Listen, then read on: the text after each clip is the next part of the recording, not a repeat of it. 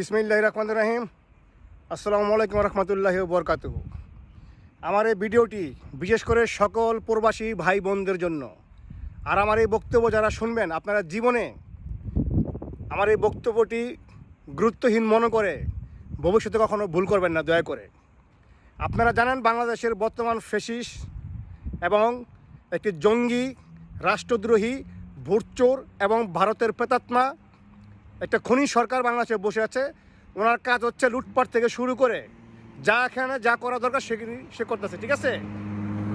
বর্তমানে বাংলাদেশের এয়ারপোর্টে তারা নতুন আইন জারি করছে, প্রবাস থেকে যদি কোনো ব্যক্তি বা কোনো বোন বা কোনো প্রবাসী এই যে লাগেজটাকে যে নিয়ে যায়, এগুলো চোরেরা যে কাটে, সেটার ব্যাপারে অনেক প্রতিবাদ করা হয়েছে।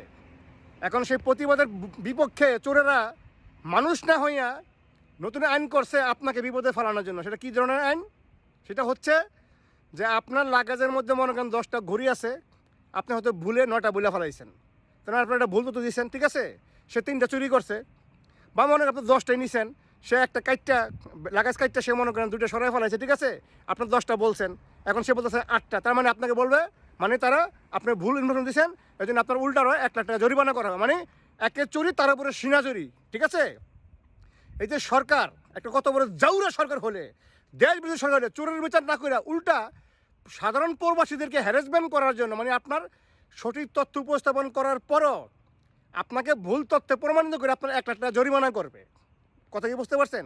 এই জন্য প্রিয় ভাই বোনদেরকে বলবো, আপনারা যখন বিদেশ থেকে দেশে যাবেন, আপনার লাগেজে আপনার প্রয়োজনীয় জামা কাপড় ভরার পরে এটা একটা ভিডিও করবেন এবং লাগেজটাকে ওজন দিবেন।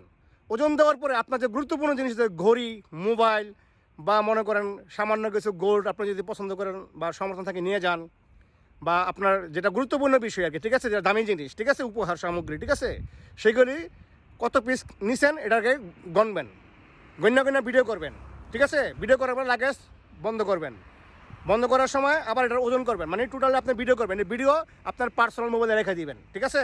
এবং এই ভিডিও আপনার পরিবারের কারো কাছে আগে অগ্রিম পাঠিয়ে দিবেন। যদি আপনাকে এয়ারপোর্টে আপনাকে ভুল প্রমাণ করার জন্য মিথ্যা কথা বলে, তখন আপনি ভিডিও দিয়ে প্রমাণ করবেন যে আমি জামা কাপড় ভরার পরে এটা লাগেজ ওজন ছিল এতটুকু, আর আমি ঘড়ি, মোবাইল, এগুলি আমার এতটা ঘড়ি, এতটা মোবাইল বা এতটা আমার কী বলে প্রসাধনী ভরার পরে, ঠিক আছে, আমার একটা ওজন যতটুকু, এই যে আমার একুরেট ওজন আমার মোবাইলে দেওয়া আছে, ওজনটা দেখাইবেন।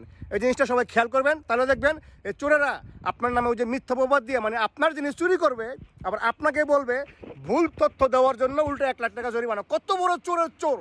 একবার খালি কল্পনা করেন তো ভাই, আপনি বিএনপি করেন, আওয়ামী লীগ করেন, জামাত ইসলাম করেন, যাই করেন, ঠিক আছে, আপনার ব্যক্তিগত বিষয়।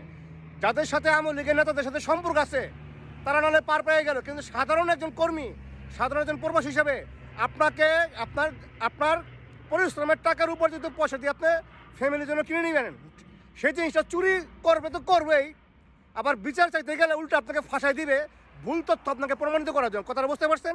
এটা কত বড় জাউরা, কত বড় দেশদ্রোহী, কত বড় ইতর হলে, আর কত বড় টোকাই আর ফকিন্নি হইলে অন্য সম্পদ তো চুরি করবেই, উল্টা আপনার নামে দুধ চাপে উল্টা 1 লাখ টাকা জরিমানা করবে। এই জন্য বলি সবাই সাবধান হয়ে যান। ধন্যবাদ যারা আমার কথাটা গুরুত্ব দিয়ে শুনবেন, এবং পারলে ভিডিও সব জায়গায় সরাই দেন আপনারা, আপনাদের ব্যক্তি জীবনের স্বার্থে, আপনাদের বন্ধু বান্ধবের স্বার্থে। সবার জন্য শুভকামনা রইল।